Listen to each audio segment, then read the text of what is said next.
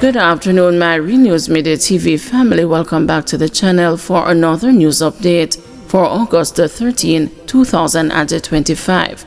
And in the news this afternoon, all not on board with free JUTC rides.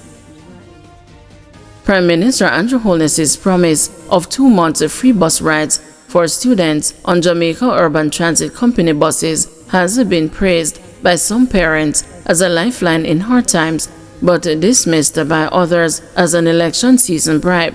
If you can't do it for 2 months, you can't do it for the whole school year, said Marcia Thompson, a vendor in Halfway Tree. Them just want the photo up on the tanks right before election. Is we tax money same way? Thompson told the news. Thompson argued that funding is often found for short-term initiatives, but not for long-term relief. Me not understand how them always find money quick for certain things, but when school fee or book raise, them tell we budget tight, she said. It's like them think we stupid. School costs not happen one time, it constant, every single month. However, construction worker Devon Henry welcomed the move.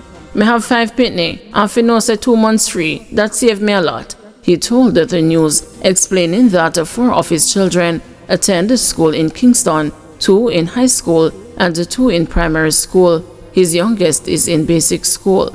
Henry lives in Gordontown, rural St. Andrew, and pays $180 in taxi fare from Tavern to Papine, then almost $200 from Papine to Halfway Tree.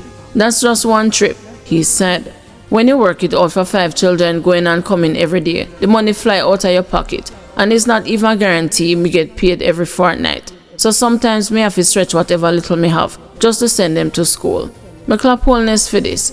Every little bit count, and me glad for the help, he said, adding that he can use the money to give them more lunch money. Sometimes we have to choose between bus fare and food. This give me a chance to do both. But for taxi operator Chris Morgan, the initiative is straight to gimmicks. Election close, so them a throw free bus ride like sweetie. But me ask myself, if them can do it now, why them couldn't do it long time? It's not like children just start need bus to go school. Parents have a plan for 12 months, not 2, he said. So if the government serious, make it a year-round thing, or at least half the school year. He opined that short-term measures often fade without addressing deeper issues. Right now, it just feel like them testing with memory. 2 months of helping and then nothing after, Morgan said. By the time we are struggle again, election done and promise gone. However, Sandra, a hairdresser in Crossroads, suggested that because the system is new, it needs to be tested. You can't run a bus service on pure good intentions. It have to be sustainable.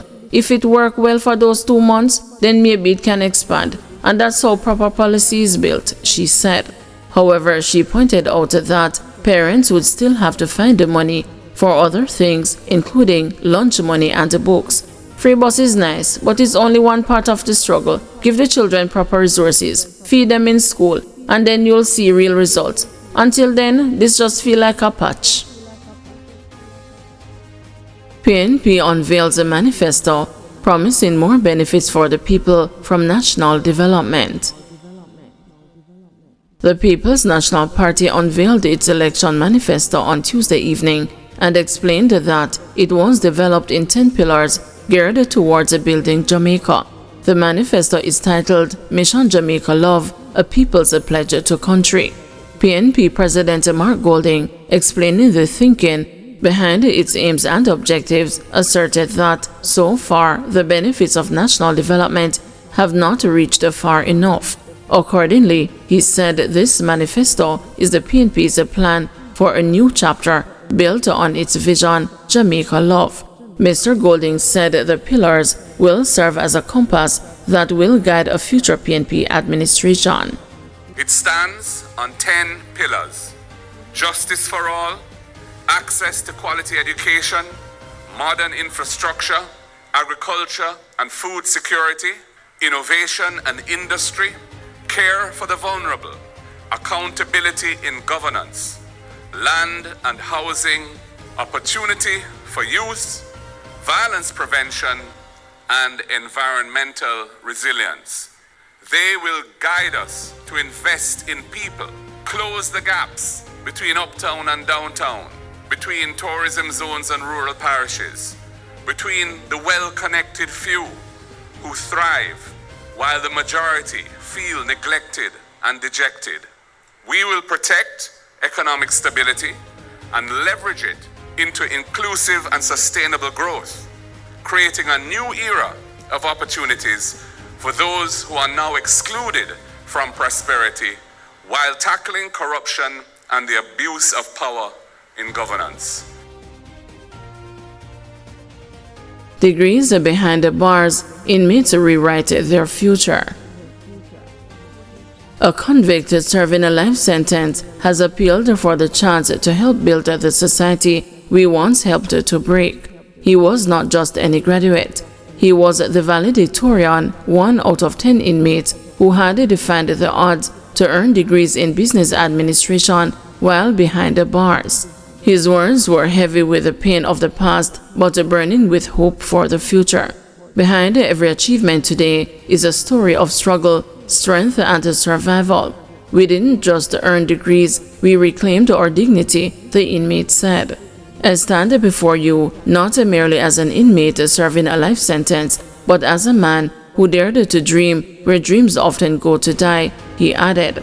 The historic graduation, hosted by the Department of Correctional Services in partnership with the University of the Commonwealth Caribbean and the Stand Up for Jamaica, marked more than academic success. It was a testament to redemption. 5 inmates walked away with Associate of Science degrees, while 5 others proudly clutched their Bachelor of Science degrees in Business Administration, each representing battles fought within concrete walls. But the valedictorian made it clear that this was not the end. We don't want this to be a final chapter. We want it to be a launchpad. Give us the opportunity to contribute, he said.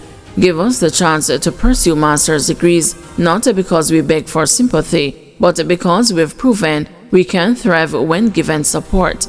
We've done the work, we've paid the price. Now let us help build the society we once helped to break, he added.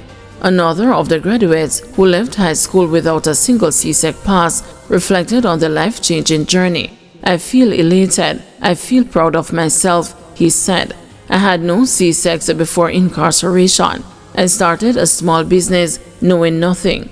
Now I have 8 subjects and a bachelor's degree. It is a godsend. I am looking forward to reintegrating, continuing my business in solar energy, and creating opportunities for others, especially ex-inmates, because I know corporate Jamaica doesn't run down to hire ex-convicts, he added. The initiative's ripple effect is already being felt among families and communities. The relative of one graduate was proud that she took advantage of the opportunity to further her education. I am feeling proud of this moment, because to know that someone is incarcerated and they're graduating from college, even though she was there for a reason, at least she didn't waste her time. We're looking forward to her coming out. The family is here behind her 100%, the relative said. In his remarks, Commissioner of Corrections, Brigadier Retired Roger Mason, told the graduates, "You are proof that the past does not have to define the future. You have worked hard, overcome challenges, and stayed the course. Your achievements are a testament to your resilience, determination, and courage. May this milestone inspire you to keep going, to dream bigger, and to serve as a beacon of hope for others walking the same road," he said. Guys, thank you for watching. See you this evening at 6 p.m. for another news update.